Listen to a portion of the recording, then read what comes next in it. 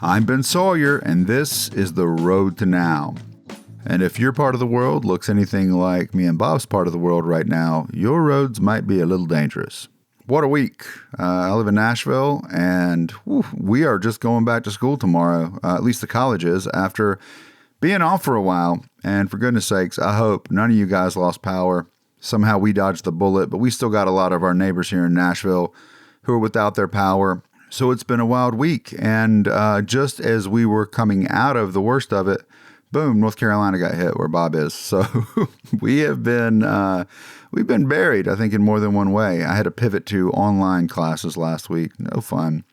Anyway, all that's to say, we've been quite occupied here at The Road to Now. And this week, we are going to share an episode from 2024, a conversation that was as enlightening as it is delightful. The guest is Lina Britto. She is Associate Professor of History at Northwestern University. The topic is the drug trade. And I was already thinking about this the whole time we were talking about the Monroe Doctrine and U.S. intervention in Latin America in the last episodes, because this really gets into that. I mean, say, at least for me, it's very hard to conceptualize of the problems of the drug trade without thinking about our role in it. There is a lot of drug consumption that goes on, and where there is demand, there will be supply.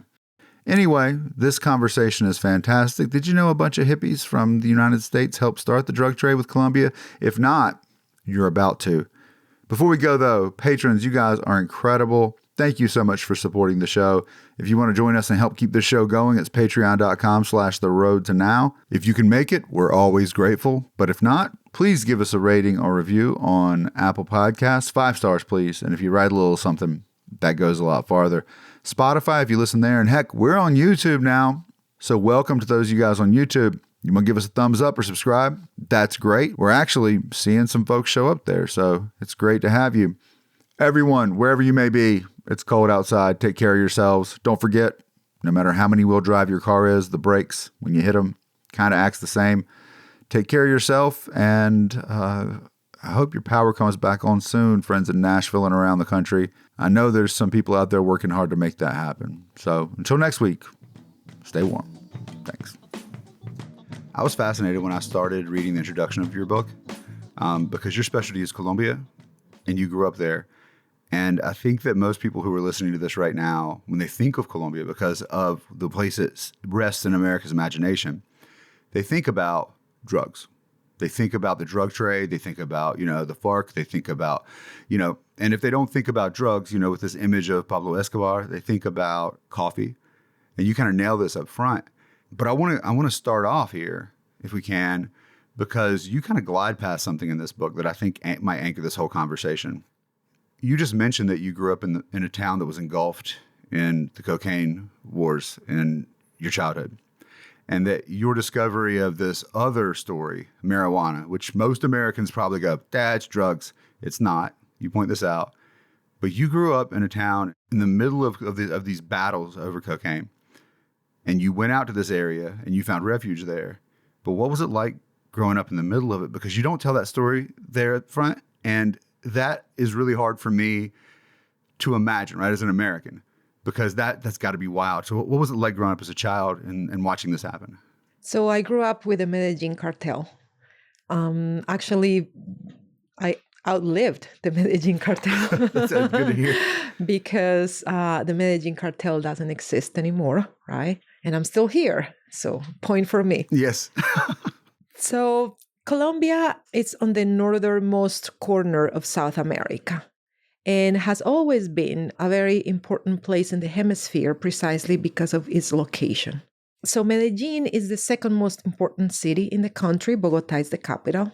And in the late 1970s, actually during the whole 1970s, went through a deep economic crisis, which was not just happening in Colombia, but in the world.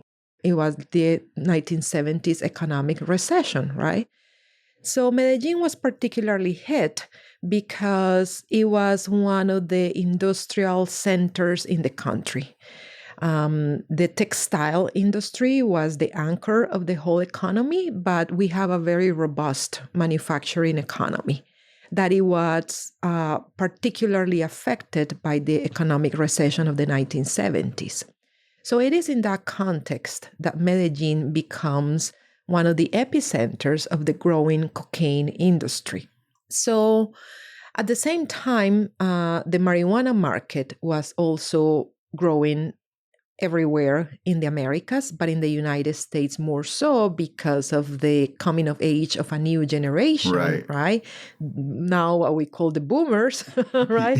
The ones yelling at us about us. Exactly, the baby boomers that in the late 60s and throughout the 70s came of age and became a countercultural generation and made smoking marijuana, smoking weed, kind of like a marker and a symbol of political dissidence and taking their efforts to take distance from like mainstream America and all forms of government control. So we have this kind of like parallel development. On the one hand, the US counterculture growing and marijuana becoming a very important marker and intoxicant for that generation. And at the same time, Colombia going through this economic recession that affected the industrial cities, not just Medellin, others as well, but Medellin in particular because it was the wealthiest of all. So when I was born and raised in the late 70s and throughout the 80s, we are going through a reaccommodation of the local economy, right? From that textile and manufacturing economy to a service economy that found in the exportation of cocaine, the means to achieve the goal of that transition, right? So my childhood coincided with the emergence and consolidation of the criminal networks that were controlling that illegal economy of exportation, processing, and exportation of cocaine. So growing up in Medellin at the time, it was just our lives. That's what I wondered about. Like, it's just for us, it's like, wow, that must have been crazy. But, people grow up in so many different environments. And I just wondered, was it just part of the backdrop, or was it something that you felt heavily as you were growing up, or was it? No, it was just normal life. It was just your life, And I actually wrote about it a few years ago in the context of another crisis in Colombia, and I published it in English in a magazine that is called NACLA, that is published in New York, and it's about Latin America. And that was the one and only time that I talk about this. So it took a while to become a young adult to realize what I have went through, and not just me, but my whole generation, right?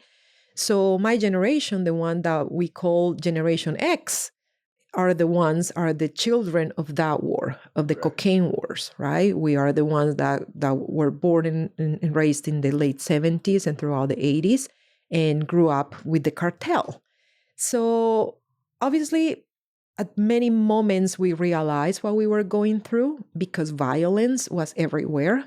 So, experiencing different forms of violence at close range, like, killings, car bombs, kidnappings, like things like that. It was something that it was part of your regular, normal, quote unquote, life, because that's the city you were growing up. And you were also aware of the media discourses about your city. Not just the local media that were reporting on all this, of course, but the national media that also engage in stigmatizing and stereotyping discourses about Medellin. I remember well one of the most famous TV news shows that at some point nicknamed Medellin, Metrallo. So we people from Medellin at that time used to call the city, still do now, Medallo. That's kind of like our nickname for the city instead of Medellin, Medallo. So I remember this huge scandal when it happened at some point in the 80s, mid 80s probably, or late 80s, when these high-rating TV show started calling Medellin Metrallo as metralleta, meaning gun machine, right? So I hope I'm Right. translating Like machine gun, the word right? machine gun. I'm sorry. Yes, I'm translating the word game in Spanish correctly, right? So instead of medallo, the nickname that we have, affectionate nickname that we have for our own city, they call it metrallo as machine gun, or bomballín instead of Medellin bombs, like Right. car bombs, Yeah. bomballín, right? And all these processes of media stigmatizing and stereotyping with the city were not only happening on the part of the international press, but also on the part of Colombian national press. Right. So obviously, when you were growing up at that time, you were aware of all these things happening because it was impossible not to be aware. But it really took me to come of age in the late 90s, when I was in college, to realize of like the importance, the historical importance of this. And I just been exploring that since then. First as a journalist, then I moved to anthropology and started asking myself questions about, culture and these courses and representations. And later on as a historian, when I just change my questions to wonder about, okay, in what context this type of transition and this type of crisis became possible and a reality and materialized. And that's what I've been doing all my career. No, it's great too. You carry with you that stigma when your region is castigated, is discussed in such horrible ways. I think a lot of times if you don't do the work, right, to write these histories, you don't get that the sources are everything. And they're just questions we'll never have answers to. And with the drug trade, right, you're not talking about, a corporation that's leaving thorough documentation. You're talking about a process, a trade that needs to bury all evidence of his existence, and in which secrecy and codes and things like this that are not to be deciphered by outsiders, those types of things are, they make it very hard to study. But you just said you have this kind of 3 different angles on it that makes you uniquely qualified to do this study. So, before we get into the bigger story, I want to talk about how you approached it from these 3 different angles, because I don't think that anyone could write this history if they didn't have these different types of training. Yeah. So my book is not about cocaine. So I think that makes a huge difference. It's about marijuana, because Colombia actually becomes a big player in the great leagues of drug trafficking, right? The transnational business of drug trafficking with marijuana and now with cocaine, right?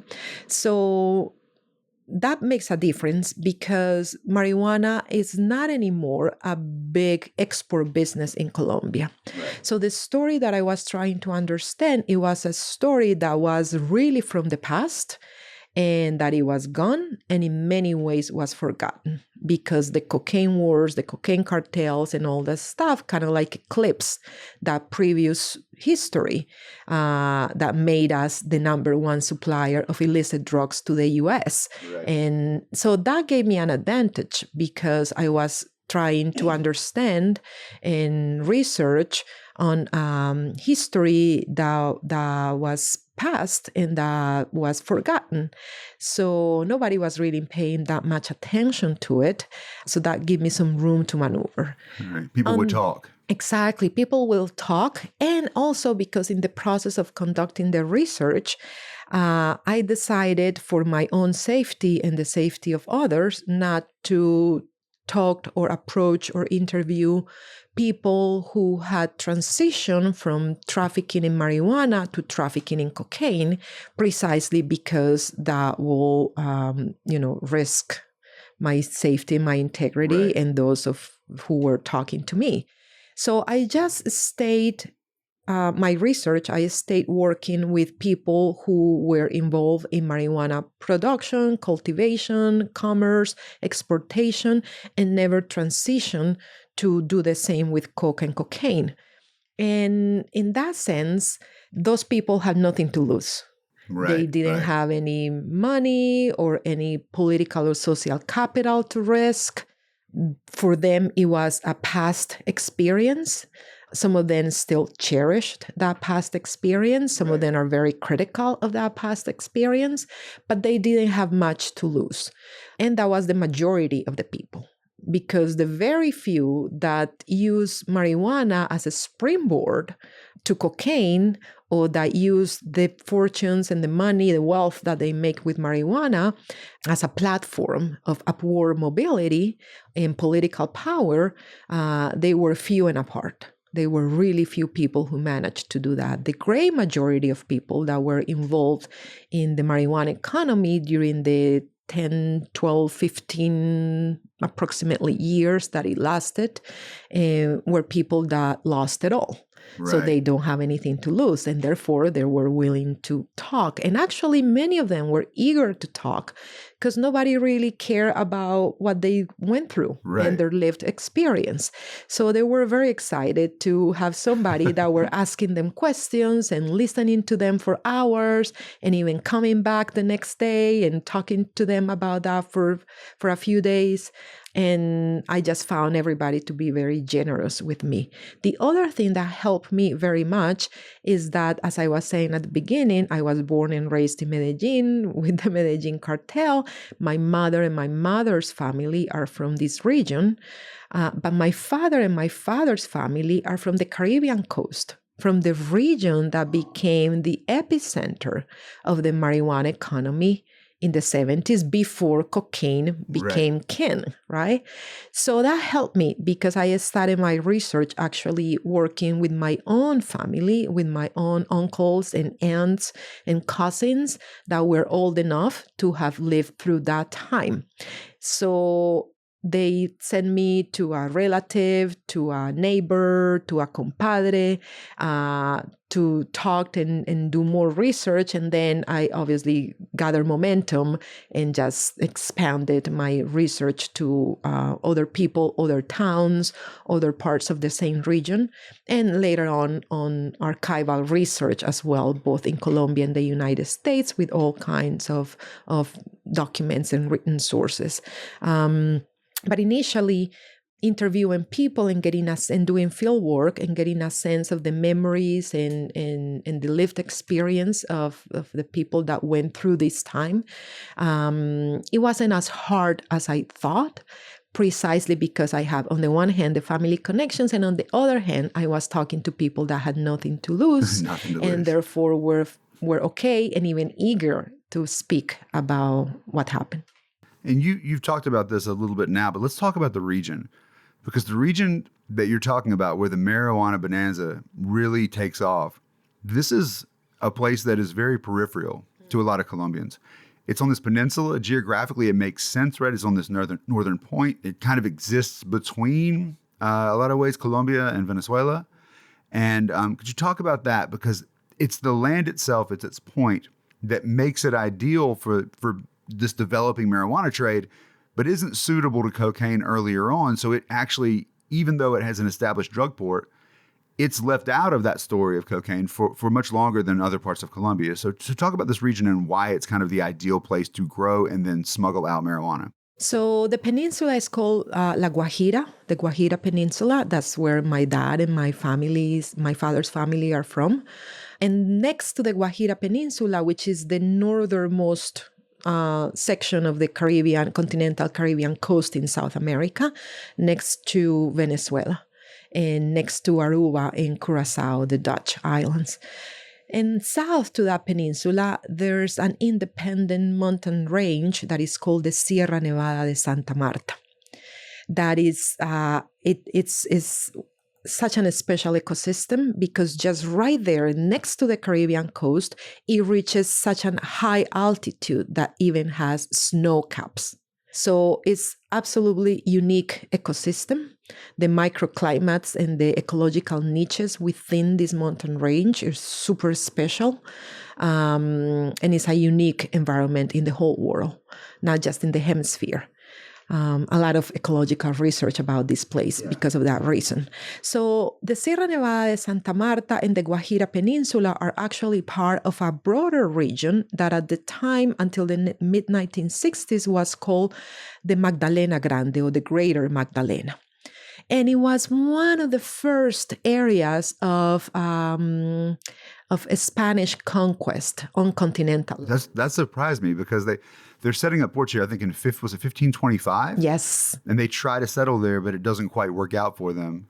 It finally works out in 1525. So Okay. Santa Marta, the city of Santa Marta, that is on the coast, is one of the oldest, perhaps the oldest city founded by European conquerors and colonizers in the Americas. So that says a lot, because that means that for all the centuries of European colonialism in the hemisphere, this region played a very important part in the mercantile and commerce networks that connected the Caribbean with the North Atlantic.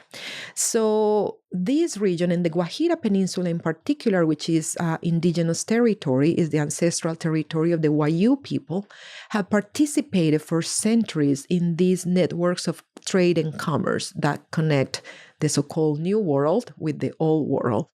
And beyond those traditions of trade and commerce, which included a lot of contraband commerce, right?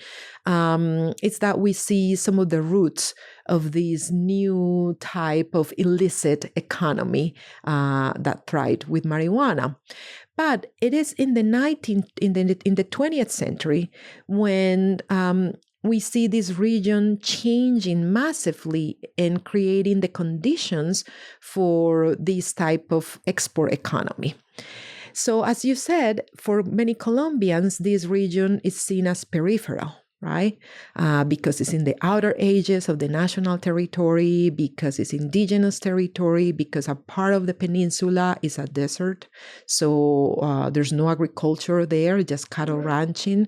So for many reasons, it's been seen as a periphery of the Colombian nation state, but it has been a very important corner of this transatlantic world, right, of commerce and trade and wealth.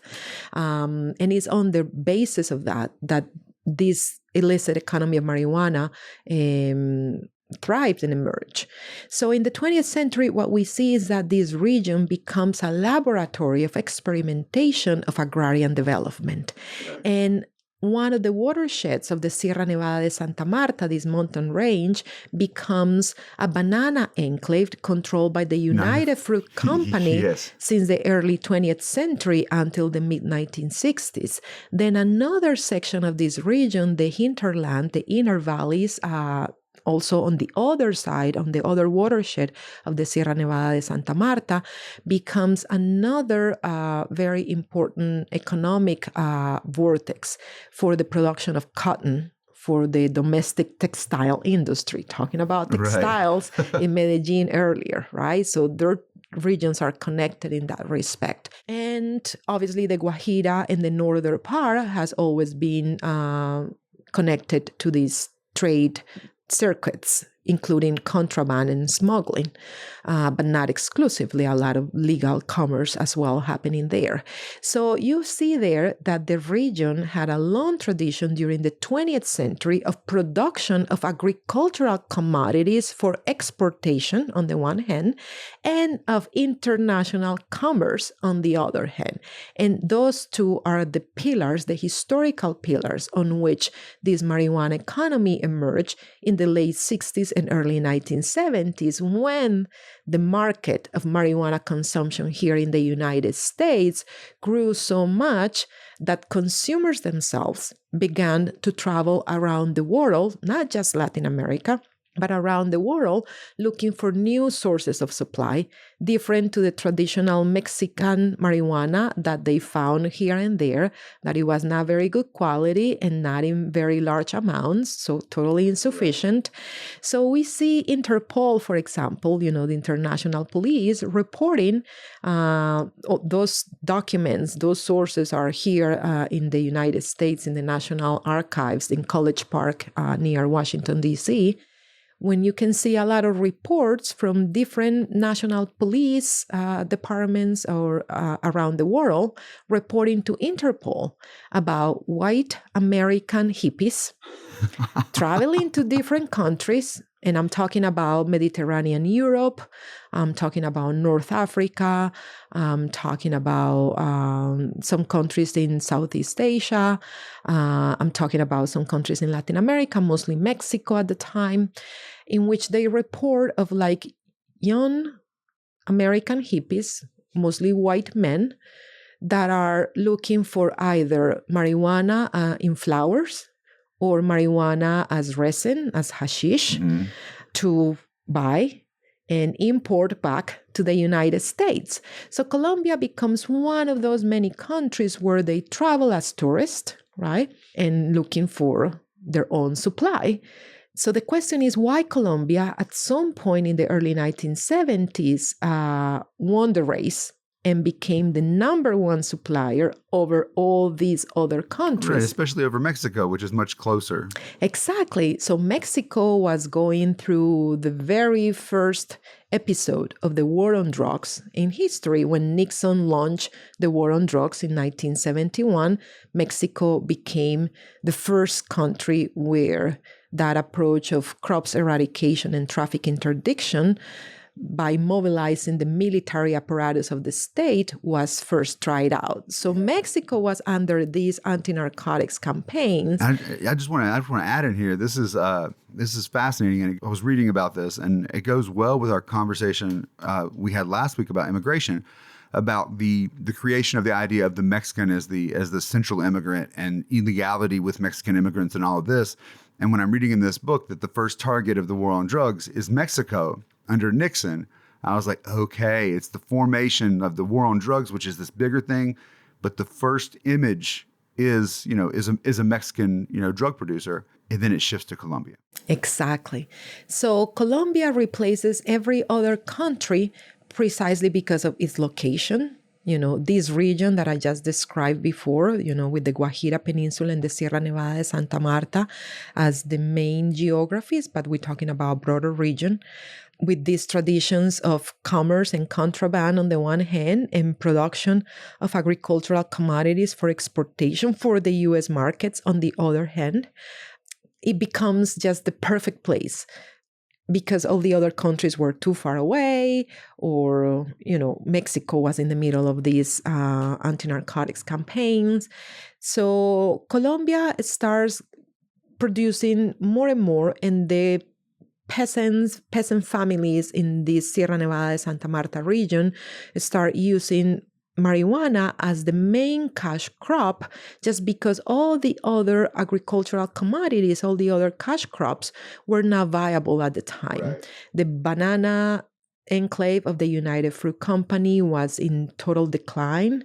The United Fruit Company transferred all its operations to a different section of the Colombian Caribbean coast and left everything behind. So the people still produce bananas, but there was not a company that, channel the exportation and make banana a profitable commodity, right? I don't think people realize how powerful the United Fruit Company was. I mean, we might have mentioned on the show before that that they're behind the overthrow of the government in Guatemala in 1954. But in my classes to demonstrate this, I show them the charts of how much land in the world they own. And they have such a strong distribution network that the U.S. military actually brings their ships in to help with World War I. So when they leave your town, something's going to change.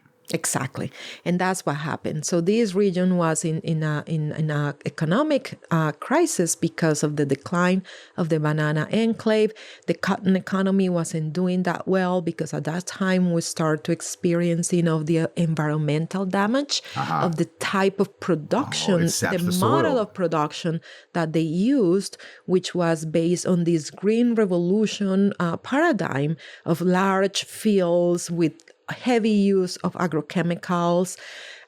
So we start experiencing by the late 60s, early 70s, the environmental disaster of the specific economic model of production of cotton. So really marijuana became kind of like the escape valve, the only viable alternative for this region that it was an agricultural hub. in the country. So there was no industry, there was no service economy. I mean, of course, connected to this agricultural economy, but agriculture was the number one economic activity. So marijuana becomes the agricultural commodity that made that agricultural economy viable again. And with the consumers, the American hippies, right? Right. Just going there themselves in person to buy the products and taking care of the importation into U.S. territory, whether it was in airplanes or through maritime transportation. So there you go. That's the answer to your problems. And this is what's fascinating to me. And behind all of this, and this is what we as Americans seem to be willing to find flaw with the rest of the world that, where they're producing drugs, and very rarely do acknowledge that it's us that's consuming them. The United States is a massive consumer of the international drug trade. So we got to acknowledge that the United States, whether or not we're engaged in a war on drug affecting other countries, simply our consumption patterns. But in this case, it's more than just consumption. And that's why my next book, the book that I'm working on right now, is all about. Because they were not just simply consumers that were buying the product in person in the countries that were producing them, whether it was Mexico first, Jamaica second, and Colombia last, right? Or sometimes even in Vietnam, in Thailand, in Asia, where there was also very important commerce in marijuana, both flowers and hashish, the resin. They were not just consumers. And that's what my next book is about. They were also creative and audacious entrepreneurs and merchants and traffickers. We just never applied that term to them for many reasons. And one of the reasons is because here in the United States, since very early in the 20th century, the discourse, the public discourse, the media discourse, the pop culture discourse about drug traffickers is heavily racialized. Yes. So it's either, Asian people, the famous discourse of the yellow peril, that was the term that it was used in the early 20th century to talk about mostly Chinese immigrants who were also consumers of opium and were blamed for bringing the vice of smoking opium to America and corrupting America from within. Then we have, the Mexicans and the loco weed. That was one of the terms that it was used at the time to talk about Mexican immigrants in the South that were also marijuana consumers and also producers of marijuana, and were bringing the habit of consuming and the culture and the practices and the know-how of producing weed to the United States, especially to the South. Then we have the Colombian cocaine drug lord, right?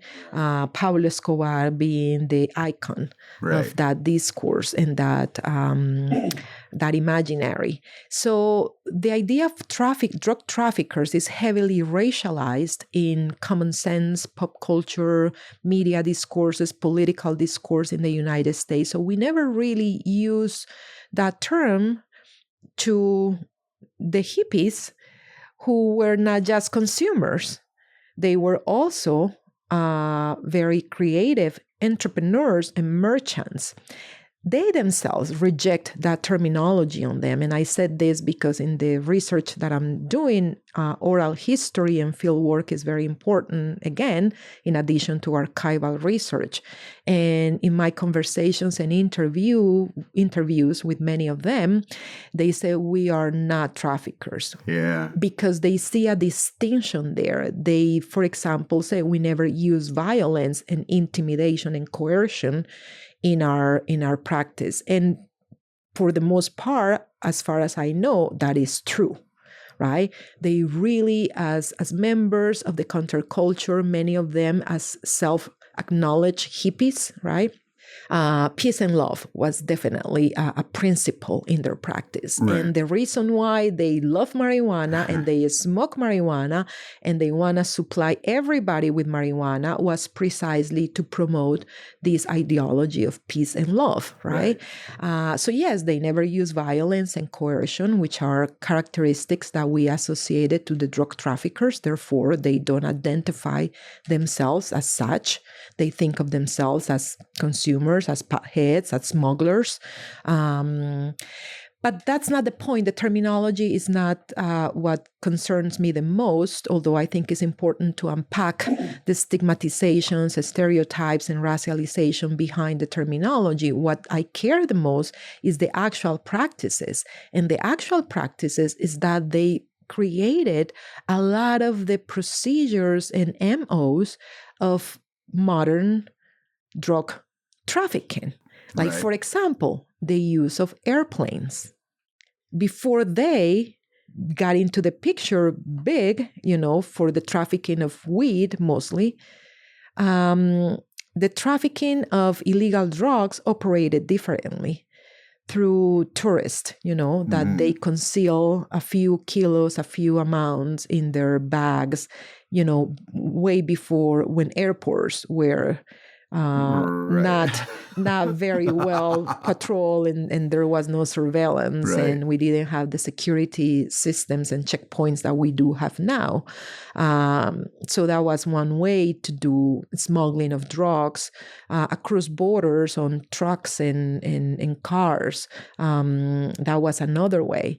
So this generation really modernized the way in which we do international drug commerce. Right. And it's fascinating to me that these hippies who we think of as like kind of being wayward souls, they had the logistic skills and apparently the money to invest in this. I mean, they were flying private airplanes. Was this what they were doing? They were buying refurbished all airplanes, initially small aircraft used in tourism, Pipers, that kind of small craft. That was very common and very popular in the Caribbean precisely because of all the tourism in the Caribbean.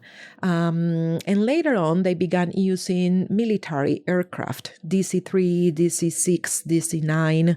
I guess as you do it more, you get more money. Exactly. And why? Because many of them were veterans of the war in Vietnam. So they got military training. They knew how to fly airplanes. They knew how to do it under the radar. They knew how to land in improvised airstrips. They knew how to resolve a bunch of technical issues on the fly or on the go or on the ground. And because they were veterans of war, they were not afraid of, going to a foreign tropical country and engage in, risky adventures in the hope of getting some money. It's amazing because, not only does in terms of the history of American drugs, not only does Vietnam, which I think more of us know about, bring about this heroin addiction crisis, which was pretty well dealt with by the government, I think, from everything I've read. It also gives people the training they need. So the U.S. military trained these drug traffickers in the skills they needed to make this happen. It's an unintended consequence of the war in Vietnam, for sure. And that's one of the things that I'm exploring and trying to understand. Because what is so interesting is that all these former marijuana smugglers, again, many of them self-identify hippies, had been writing their memoirs and publishing many times as self-published books that anybody can buy online anywhere. So I have collected at least 24, if not more, 24, maybe 36 of these books. Some of them are really well done because some of them are published by proper presses. Right. You got an editor. Others are exactly, so they have an editor, style correction, the whole thing, nice photographs, design, etc. And others are self-published, so they're harder to read in the sense that there's no editing and correction of the text, but they're still, all of them, extremely interesting. And the challenge is always to understand, first of all, see what can you corroborate and identify certain historical facts, right? And then what is just fiction, what is exaggeration, what is just made up memories. But again, as a historian, I care very much about the truth. Yeah. But as a anthropologist, I don't care that much. No, it's funny to me because you're relying on the memory of people that very clearly smoked a lot of marijuana. Yeah. And not only that, is that when they're writing books, they are trying to put their best foot forward, right, and present themselves as heroes of their own right, story. So there's another layer there that is added afterwards, after the experience, right? When they are remembering and retelling their own story and, beautifying it. Right, yeah. And I wondered how much, now that there's several of these out, how much there's disagreement between these people over what really happened. Is there any of that where somebody's like, no, I did that? Are these old hippies arguing with each other in their memoirs? Well, that's so interesting. And that's one of the things that I've been doing as a historian when I read these books with an eye of a historian, right? Looking for facts, looking for what I can corroborate, right, with other types of sources, or triangulate between different books and see if there are coincidences here and what are the similarities and differences. And it's just fascinating to see how there are certain things that are common to all of them. On the one hand, the idea that that they, as young people, needed to be independent and autonomous from mainstream society. Right. Right. So that's common to all of them. The other common thread is that those who are aware, veterans of the Vietnam War, they all found their return home to be an impossible situation. Right. And they found themselves to be either rejected, they felt that they were rejected by society, or that they couldn't get the type of employment that it was expected for them to get because of their age and gender and etc. And they found that illegal economies were offering them what mainstream society was denying to them. So that's definitely another common thread. The ethos of adventure and excitement is also very common to all of them. They don't want to have a boring life. They wanna they wanna make something interesting with their existence, and the ambition and the hope of producing wealth. And which it might sound contradictory with the ethos of the counterculture. Right. That's what I was wondering. These are the Reagan hippies, maybe, yes, right? Because that's one of the paradoxes that is fascinating for me as a historian. How in the heart of the counterculture, the spirit of American capitalism was still alive and kicking. And it kicked at the right moment when they saw that this marijuana traffic as an opportunity for capital accumulation, they took it. So it brings adventure, excitement. It helps them, those who were veterans of war, to refurbish their know-how and their war experience into new type of activities. It's got to be therapeutic in a sense of saying, whatever I did, it wasn't for nothing. I've got something out of this that I can put to use. Exactly. And then they were supplying themselves and others with the intoxicant of choice that they love so much and that represented so much in their culture, right? Because, passing around a joint was seen as a way of community building. Right. Of creating a new type of sociability, right? So all of them still talk to me in that very romanticized way about weed and about what smoking weed represented for their generation and why they wanted everybody to be high. And that's why they became merchants, because they wanted to supply everybody with that magic potion. Provided this community that they clearly lacked. I always say that everybody wants to be a part of something bigger than themselves. I think it's interesting timing too, right? Because I think it's hard to imagine in 20 years the people who developed, who then built on this and developed the cocaine trade, writing these romantic memoirs. I just wanted the people to have energy and be talking to each other. Exactly. Like you just couldn't imagine this. The timing couldn't be better. But you spoke about our image, like the way we imagine a drug trafficker. These folks don't fit into it. I'm going to talk in a second about how the war on drugs and the reasons why it comes to Colombia. But how many of these folks were arrested or caught for what they did? Most of them. And that's Really? the reason. That's the reason they're writing their memoirs, because they don't have any pending issues with the justice system. So that's another part of the story, right? We tend to think that the war on drugs have targeted mostly people in foreign countries, and that's true.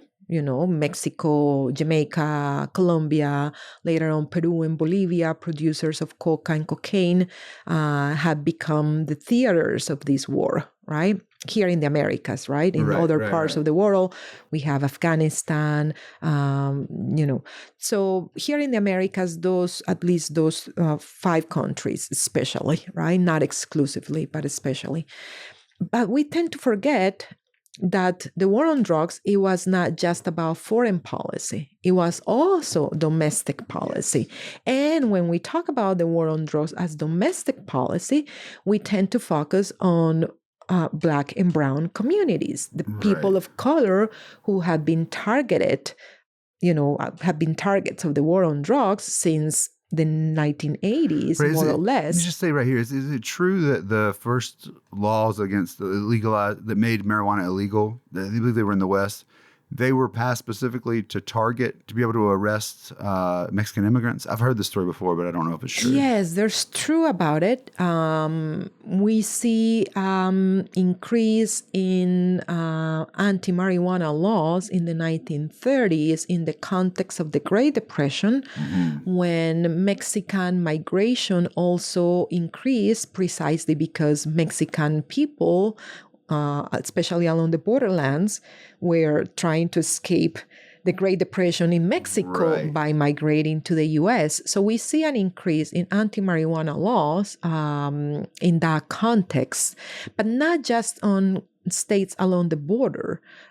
We see an increase in anti-marijuana laws in other states, like Massachusetts, for example, was one of the pioneers in these anti-marijuana laws in the early 20th century. And we don't see a great Mexican migration in Massachusetts at this time. So yes, it's definitely connected to anti-Mexican sentiments and anti-immigration sentiments in the South, but not exclusively.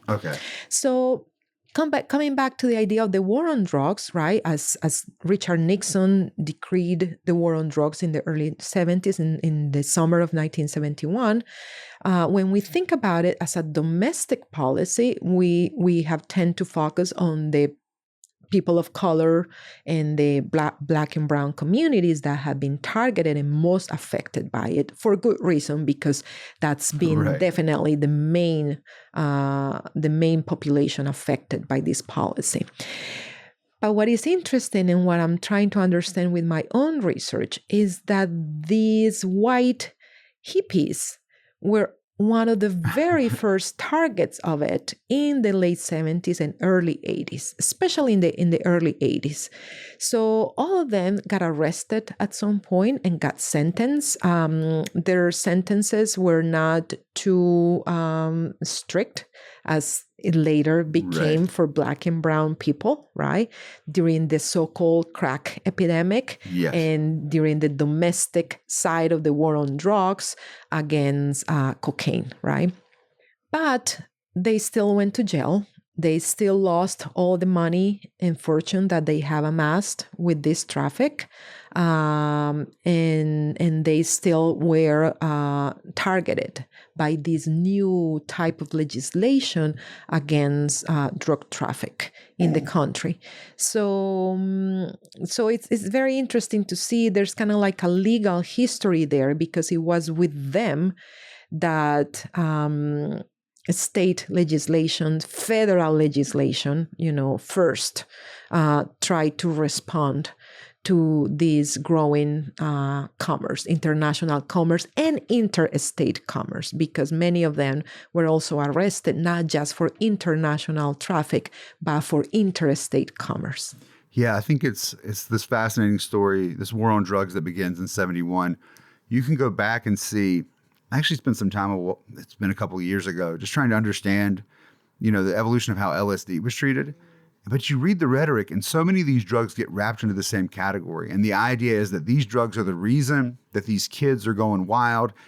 It's kind of this beginning with the Vietnam War protests and all of this, that this has gone too far, that there's some type of a moral decline here, and that is the response.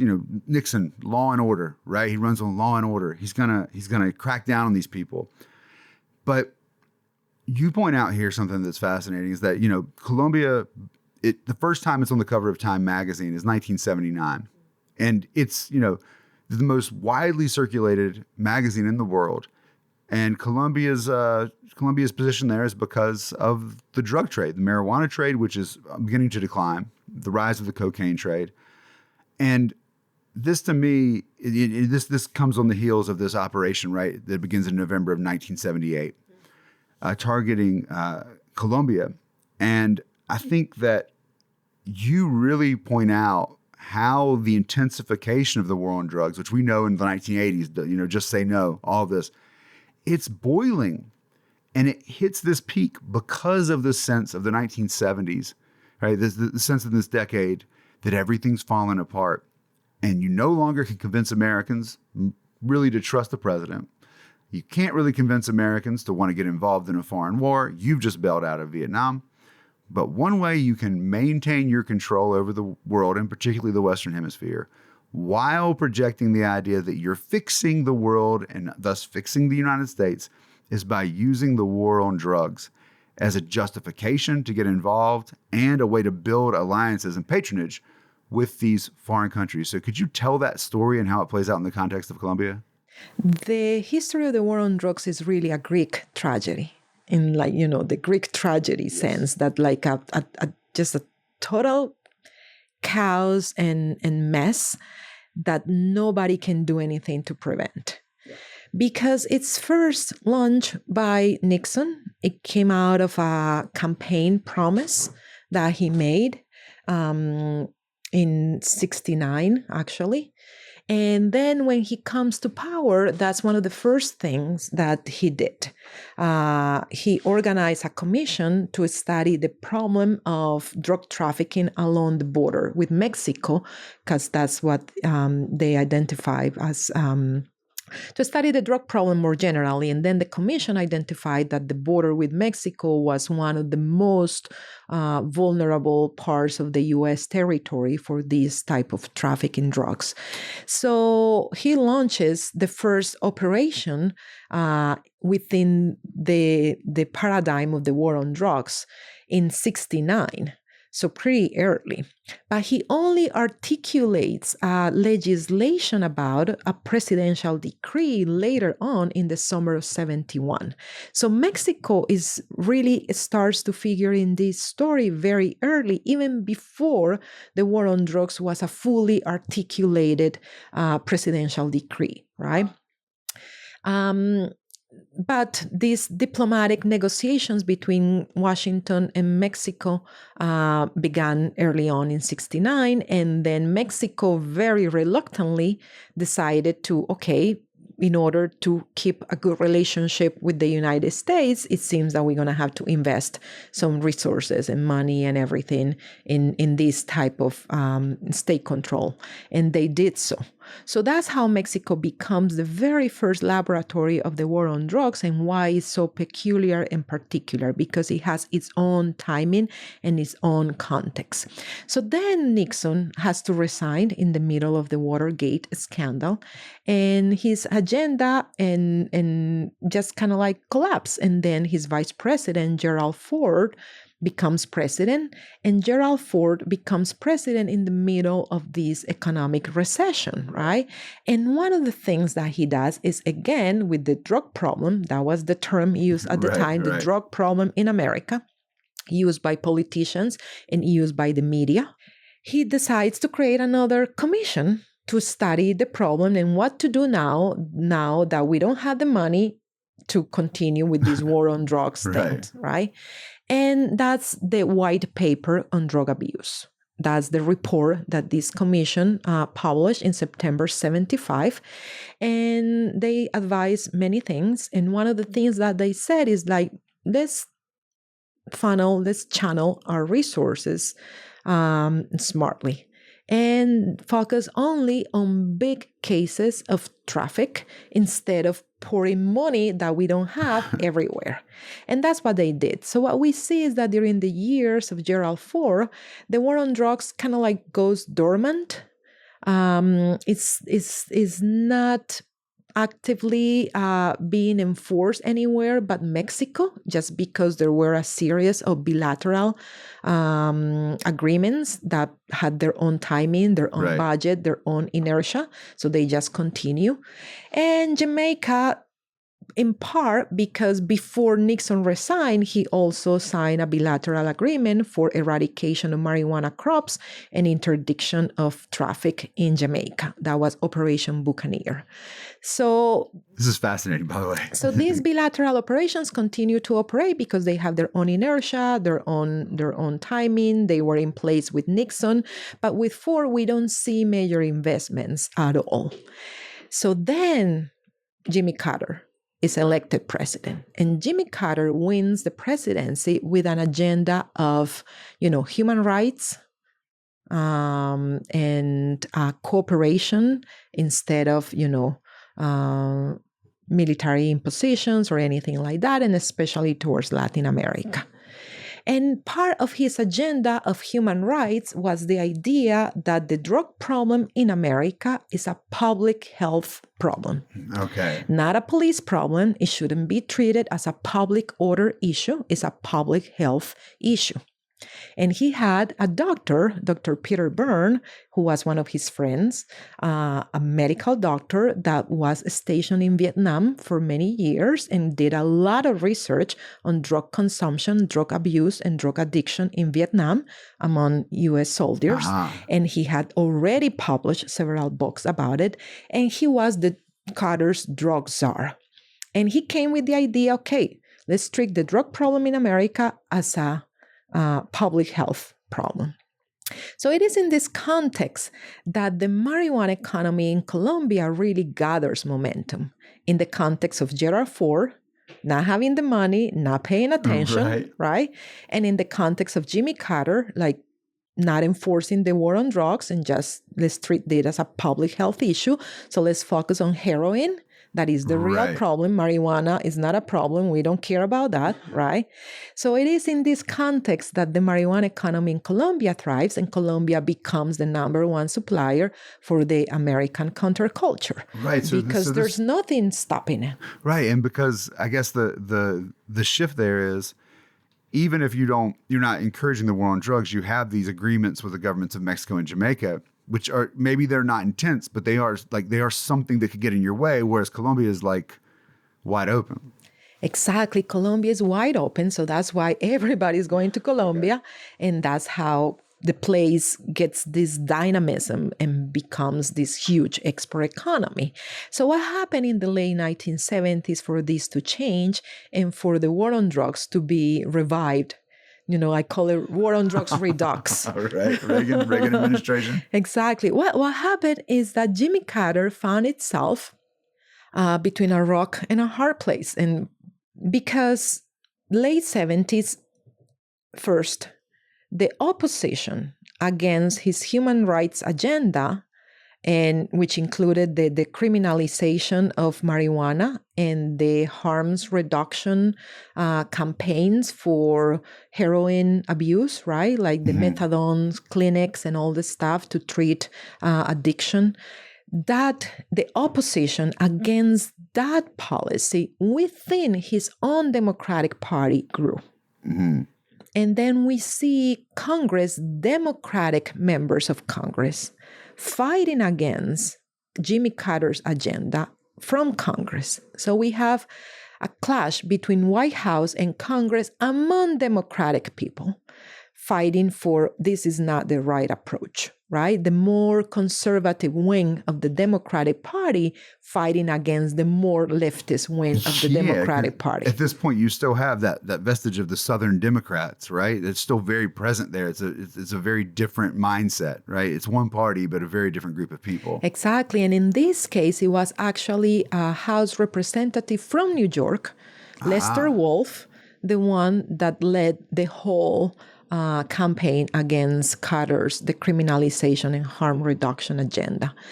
So he was a representative from Long Island, and he was representing, this wealthy community from Long Island, where the parents' movement was very strong.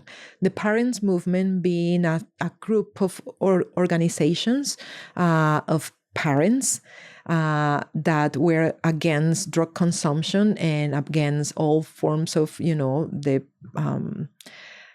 youth culture in the country at the time that they saw as being permissive, full of vices, and very problematic. And they organized to push, their own representatives in Congress and other politicians to go against legislations that were permissive and that allow for this youth culture to thrive, such as Jimmy Carter's decriminalization agenda of marijuana. Right, and this is in the context, and we talked about Kyle Reisman with this. There's so many conversations we've had in the past that this ties together. This is the point at which, in the late 70s at least, there becomes the fear that the problems of the inner city are coming to the suburbs. Exactly. Okay. Exactly. That's the conversation that we're talking about. So Lester Wolf, House Representative for New York, Democrat, he took the lead and created a subcommittee on drugs. And he launched a series of hearings about drug trafficking and how this youth culture of drug consumption were getting their supplies from where and how exactly.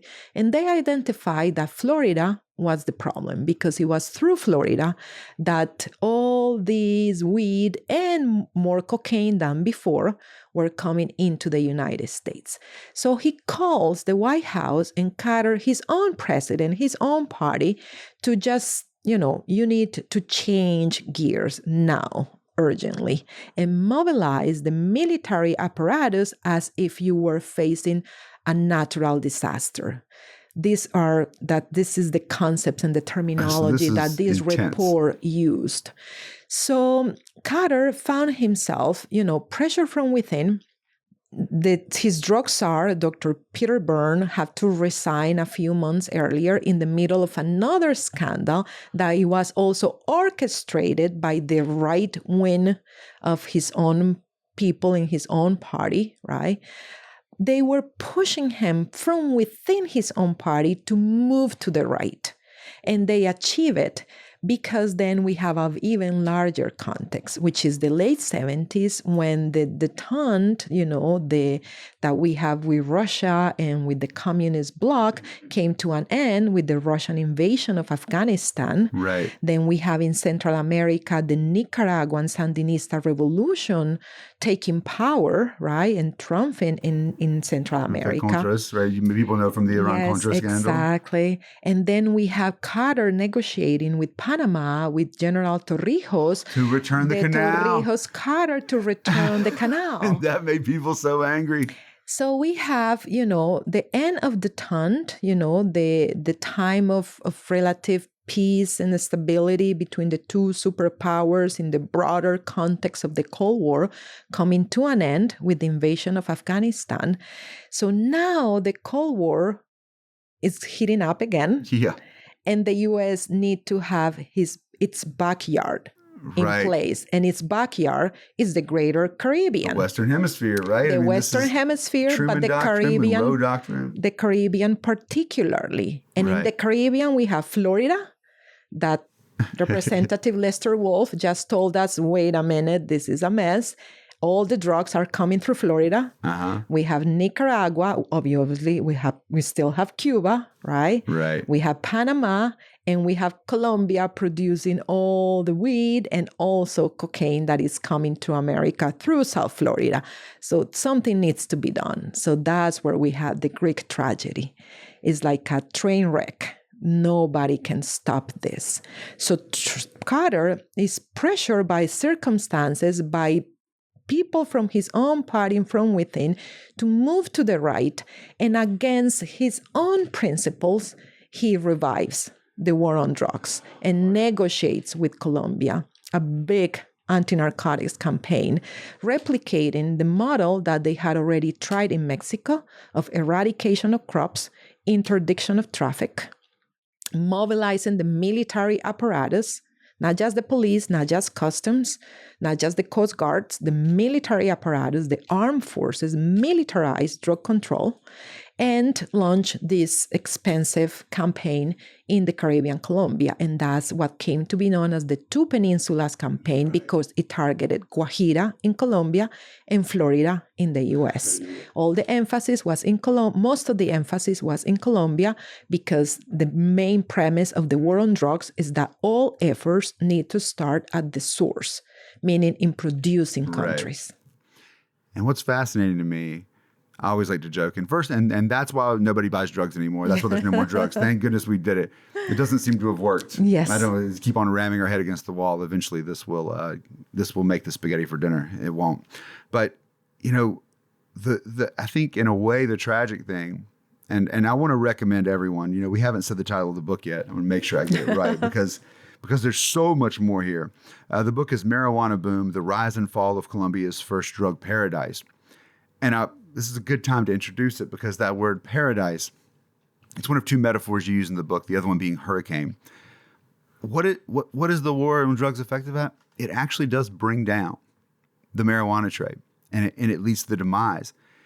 And I think what's fascinating is these drug traffickers, these hippies, right? Who were like, no, we didn't use violence.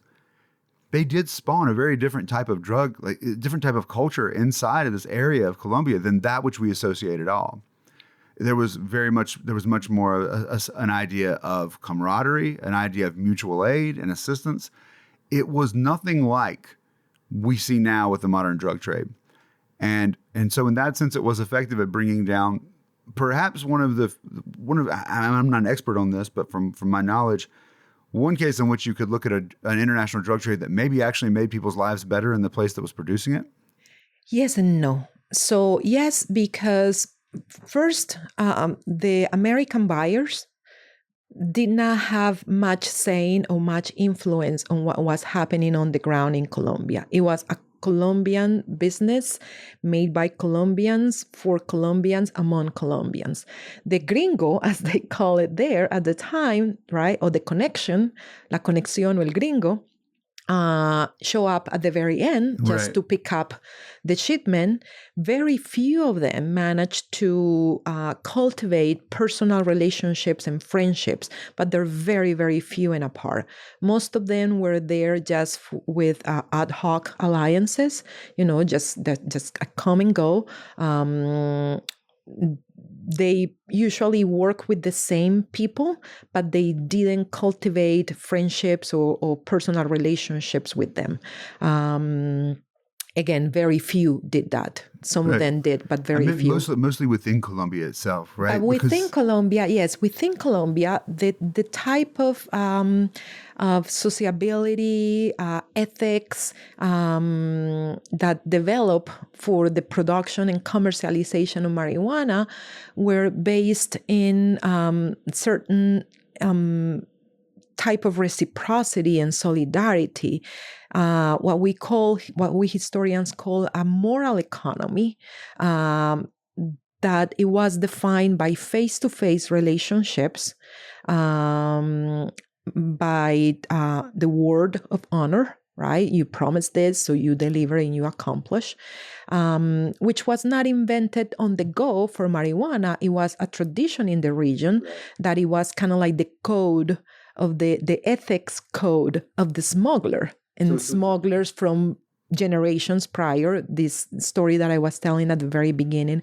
how this region has been for centuries a contraband hub, and it's that century-long tradition what it got revamped and reinvented in this new context. So for a long time, during those years when nobody was paying attention, no government was, concerned about this, neither Gerald Ford or Jimmy Carter here, or in Colombia, the governments in Colombia, Lopez Michelsen, who was the administration that were in power during the years of the boom of the bonanza. They were not paying attention. So during those years, this moral economy managed to consolidate. And if you wanted to participate in this economy, well, you needed to know somebody, to have a relative, a cousin, a neighbor in town, a compadre, somebody. So personal relationships really were the thread that wove these whole networks together, right? So because of that, there was certain level of reciprocity and solidarity and mutual aid operating here in the business. So it was not just the savage seeking for profits, right? It was about something else because it was building upon, these long traditions of contraband smuggling and the ethics code of the smugglers in this region. So that's why, the regional culture plays such an important role here, and that's why in the book I have a whole chapter about popular music, the folkloric music of the region, because the music ended up playing a very important role in these negotiations between the different parts involved in the marijuana production and commercialization networks.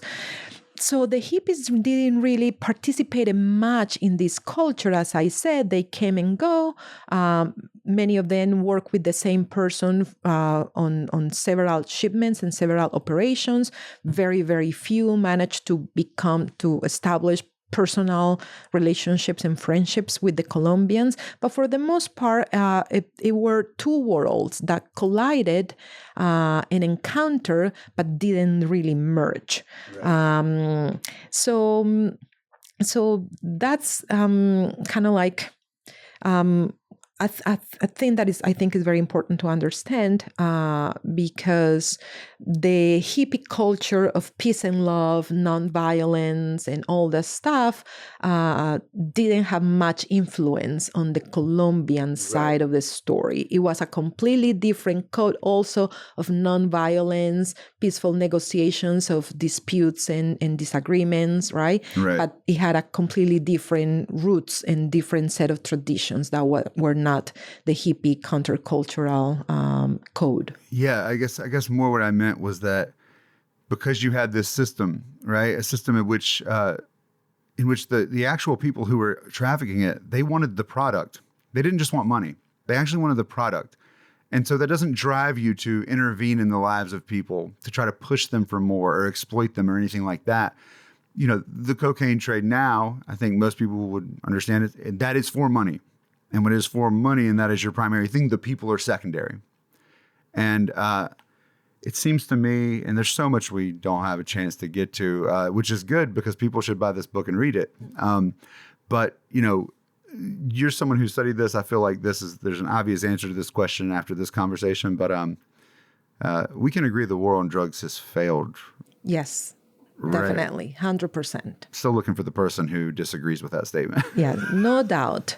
I think in this particular case, what we can call success It's very precarious and it's very contextual. So it looked like it succeeded because once this campaign was put in place and implemented, we see a decline in the marijuana economy. But it's a multifactorial process. And the war on drugs is just one of the factors there, but not the main one. And what I managed to understand is that once the state intervened here, mobilizing its military apparatus and the legitimate violence of the state, right? That what it does is that it upsets the codes, the ethical code that they had put in place, and forced everybody to exercise some level of violence in order to survive and stay in the business. I know many people decided to quit this because when the state got into the picture and when the campaign was implemented, those who stayed had to stay under different circumstances and under different conditions. Now that moral economy could not operate anymore, it was not sufficient for them. So now violence becomes a condition for the business when it was not. And those terms are set by the state. Exactly, and that's my argument, and what I concluded after doing the research, that is the violence of the state what unleashed the violence on the ground. Because before that, we don't see much violence. I'm not saying the region was peaceful and lacked violent conflicts. It did not. But the types of conflicts that existed before, and some of them connected to these marijuana networks, had other origins, were not because of the business itself, right? The money produced with the business might have helped to the escalation of certain conflicts, but the conflicts were not about marijuana production, marijuana commerce, or about controlling the marijuana industry. It was about something else. So we see a massive violence response from the people on the ground to the violence of the state. So that's why I think it's the violence of the state, the one that set the tone. So because of this violence that is produced and that starts to happen on the ground, like everybody responding aggressively and with force to the different circumstances that they were dealing with, the marijuana business starts to crumble from within. And if we add to that the growth of the cocaine business, which was happening in another part of the country, not in the Caribbean coast, in the interior of the country, in Medellin and Cali. That's where the two cartels later on emerged, the Medellin cartel and the Cali cartel. And both cities are in the Indian interior of the country, in the mountains, in two beautiful valleys in the mountains. So the advance and the growth of the cocaine industry also was a factor in contributing to the decline of the marijuana economy in Colombia. Was that trade always as violent?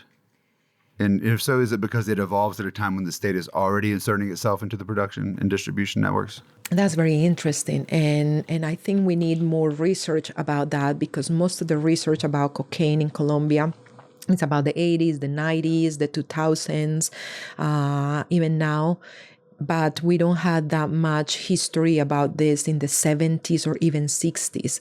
A few works here and there. And those few works, what they let us see is that for a long time it's actually operated very peacefully. We have specific moments of wars in specific conjunctures. So we know, for example, that the mid-1970s, it was a very violent moment in the cocaine business, just because certain arrests and certain killings of certain main cocaine smugglers at the time prompted reorganization of the whole business, and new powers came to the picture.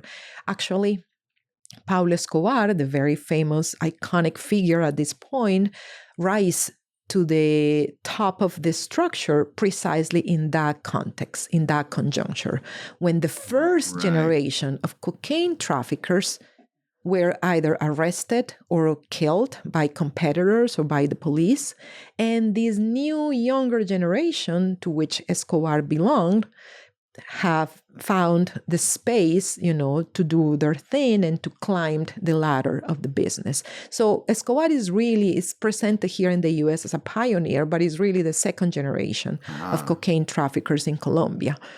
So, and he obviously deserves a lot of credit because him and his people managed to do all the entrepreneurial reforms within the traffic that were needed for the traffic to grow. And what was one of the things that they did and they accomplished? And that's why cocaine was way more violent than marijuana since very early on. One of the things that they needed to do, and it was an entrepreneurial decision, meaning a rational choice, was to take over the wholesale distribution in the United States. That never happened with marijuana. With marijuana, it was always the hippies, the one that took care of wholesale and retail distribution in the US. Importation, wholesale, and retail.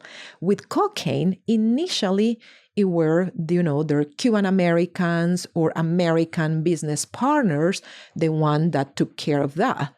But the Colombians, Pablo Escobar generation, right, when they finally rose to power, they're like, okay, now let's get serious. And now let's make real money. And the only way to do that is taking over the wholesale distribution because that's where the dollars are, right? And they do that through violence because there's no other way. Right. How else are you going to displace the people that are already in charge of wholesale and retail distribution here in the United States? Those are the very famous cocaine wars of South Florida. The whole Miami Vice thing, like the late 70s, early 80s.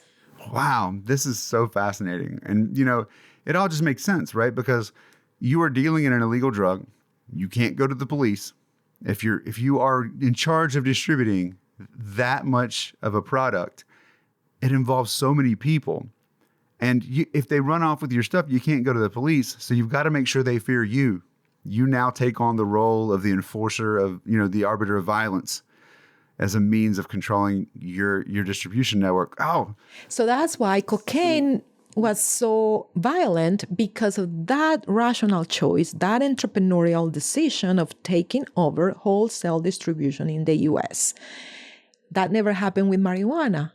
So the violence that we see in the marijuana industry is happening both in La Guajira and Florida, right? As part of the Two Peninsulas campaign, the state exercising violence in order to eradicate crops and to interdict traffic. But more or less during the same years, right? Late 70s, early 80s, we see the cocaine entrepreneurs, trying to take cover here in the US and exercising their own levels of violence and their own violent strategies in order to accomplish their goals.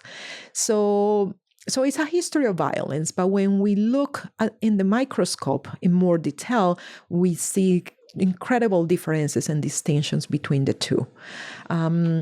And in the case of marijuana, this war on drugs campaign in Colombia kind of succeeded precisely because all these other things that were happening, the growth of the cocaine industry, the disarticulation of the ethics code of the marijuana merchant in Colombia, and at the same time, the commodity itself, either marijuana or cocaine. Well, cocaine is way more profitable because you need much lesser amounts. Right. And you make way more money. So 1 pound of marijuana, it's like a brick. Right. 1 pound of cocaine is like a little box. Right. So and the money that you make is vastly different. It's like at a very basic level. It's a distribution issue, right? How much space do you need in a ship? How much space do you need in a plane? Exactly, and value and price depending on the volume. So marijuana, there was no way for Colombia to compete. Another factor that began to play in the decline of the marijuana economy in Colombia, besides the war on drugs, is the fact that here in the U.S., in Georgia, in Tennessee, in California, people began to cultivate their own marijuana crops. So we see, for example, Humboldt County in California, which is the epicenter of the domestic marijuana economy in the U.S., beginning to emerge as a marijuana producer precisely in this context, late 70s, early 80s. I was going to compare when you said that Pablo Escobar's great innovation was taking over distribution networks in the United States.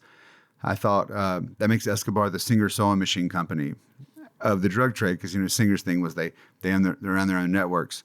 The difference is though that the sewing machines weren't illegal where they sold them, so they did not have to develop a custom of violence and torture and other terrible things. It's almost as if sometimes making things illegal can create more harm. Yeah, and that was Jimmy Carter's idea, and he was politically defeated by his own people. Just one last reminder, Jimmy Carter still is eligible to serve as president for one more term. I know I say that a lot on this podcast, but look, he couldn't be the worst choice this year.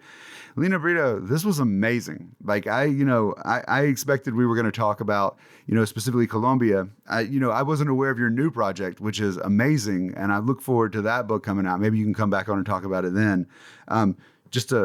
One last time for all you guys, there's so much more in the book. The sourcing is amazing. The different perspectives on the problem as a journalist, an anthropologist, and a historian it's a rare thing to get. And the book is Marijuana Boom, The Rise and Fall of Colombia's First Drug Paradise.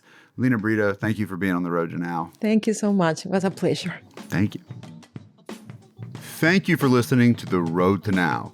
If you enjoyed this episode, please tell the world by giving us 5 stars and a review on Apple Podcasts or 5 stars on Spotify. Or spread the word directly. Just text a friend maybe, or share a link on social media. Anything helps and we appreciate it. And if you've got a friend who hasn't gotten into podcasts yet, let them know they can hear us every weekend on SiriusXM's POTUS Channel 124.